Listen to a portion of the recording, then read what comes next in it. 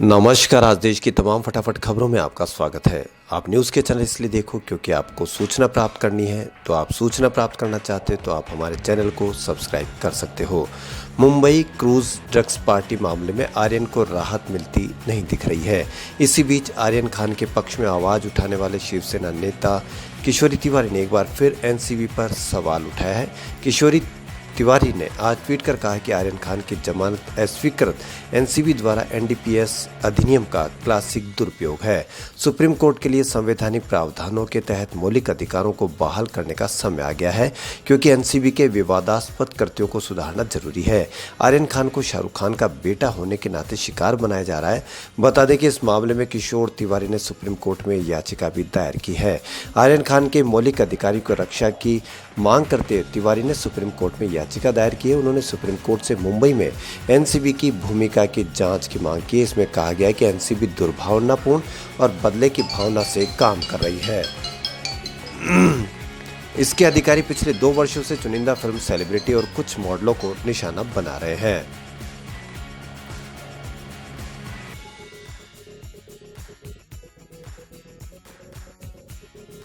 पंजाब में विधानसभा चुनाव की तारीख जैसे जैसे नजदीक आ रही है, सियासी हलचल तेज हो गई है।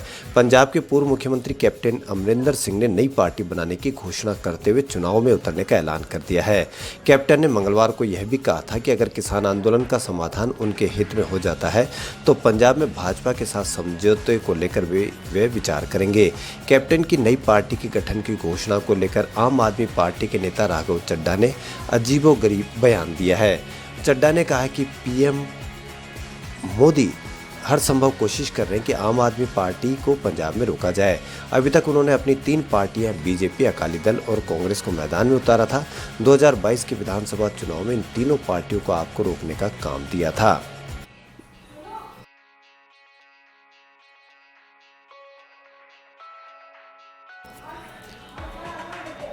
कांग्रेस महासचिव प्रियंका गांधी वाड्रा को आगरा जाने की अनुमति मिल गई है। यूपी पुलिस ने प्रियंका गांधी को हिरासत में लिया था। दरअसल पुलिस हिरासत में एक सफाई कर्मी की मौत के मामले में प्रियंका मारे गए शख्स के परिजनों से मुलाकात करने आगरा जा रही थी। यूपी पुलिस ने उन्हें हिरासत में लेते वक्त कहा था कि कांग्रेस नेता के पास जरूरी इजाजत नहीं है।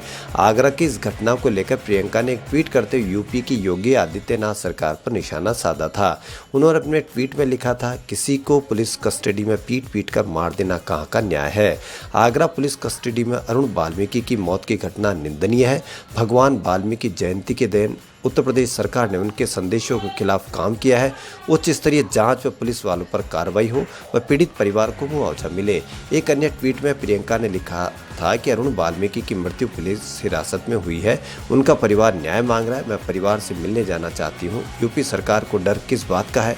क्यों मुझे रोका जा रहा है?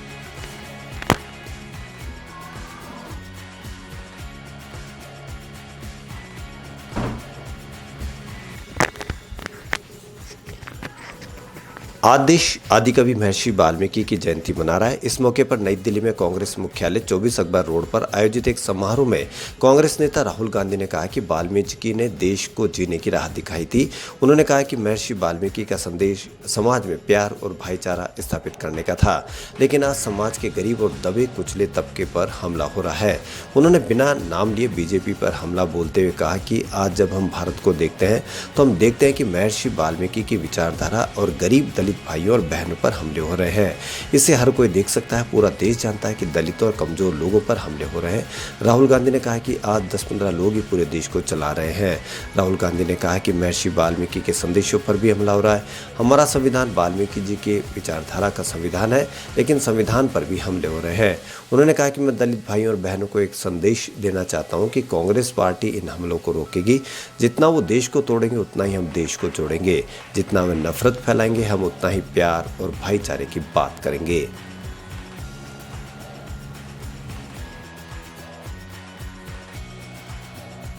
आबादी के लिहाज से देश के सबसे बड़े राज्य उत्तर प्रदेश में अगले वर्ष विधानसभा चुनाव होने हैं। चुनाव की तिथि जैसे जैसे नजदीक आ रही है, सियासी सरगर्मियां बढ़ रही है। सारी पार्टियां वोटरों को लुभाने के हर जतन कर रही है और एक दूसरे पर निशाना साधने का कोई मौका नहीं चूक रही है।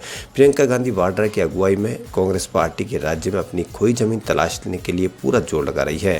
प्रियंका ने मंगलवार को ही एक प्रेस कॉन्फ्रेंस में ऐलान किया था कि उनकी पार्टी राज्य में 40% टिकट महिलाओं को देगी। उन्होंने बुधवार को एक ट्वीट करके राज्य में खराब कानून व्यवस्था की स्थिति के लिए योगी आदित्यनाथ सरकार पर निशाना साधा।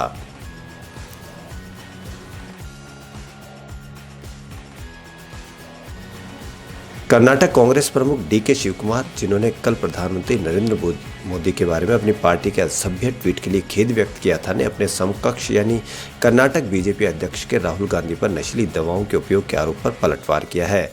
शिवकुमार ने बीजेपी को याद दिलाया कि उन्होंने अपनी पार्टी के दुर्भाग्यपूर्ण ट्वीट के लिए माफी मांग ली थी, जो नौसिखिया सोशल मीडिया मैनेजर ने किया था, और सत्ताधारी पार्टी से उसी तरह का बर्ताव करने को कहा। शिवकुमार ने बुधवार सुबह कहा कि कल मैंने कहा था कि मेरा मानना है कि हमें अपने विरोधियों के लिए भी राजनीति में सभ्य और सम्मानजनक होना चाहिए।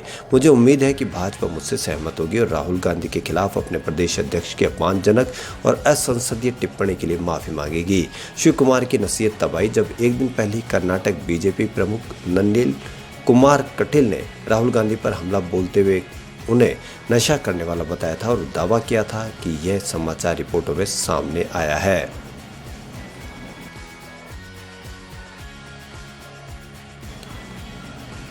यूपी के लखीमपुर हिंसा मामले में दायर जनहित याचिका पर बुधवार को फिर सुप्रीम कोर्ट में सुनवाई हुई। इस मामले में देर से रिपोर्ट दाखिल करने पर कोर्ट ने यूपी सरकार को फटकार लगाई। यूपी सरकार की तरफ से पेश वकील हरीश साल्वे ने चीफ जस्टिस एनवी रमन्ना ने कहा कि हमने बीती रात 1 बजे तक आपके जवाब का इंतजार किया था। बता दें, पिछली सुनवाई में कोर्ट ने यूपी सरकार से कहा था कि 20 अक्टूबर को होने वाली अगली सुनवाई से पहले अपना जवाब दाखिल कर दे। आज सुनवाई के दौरान साल्वे ने कहा कि हम कल बंद लिफाफे में रिपोर्ट सौंप चुके हैं। इस पर चीफ जस्टिस ने कहा कि अगर आप आखिरी मिनट में रिपोर्ट देंगे तो हम कैसे पढ़ पाएंगे, कम से कम 1 दिन पहले देना चाहिए। अदालत ने यह भी पूछा कि इस मामले में यूपी सरकार ने बाकी गवाहों के बयान क्यों नहीं लिए। कोर्ट ने कहा कि आपने 44 में से अभी तक 4 गवाहों से ही पूछताछ की है। ऐसा क्यों? ऐसा लगता है यूपी पुलिस इस मामले की जांच से पीछे हट रही थी। इस छवि को सुधारिए।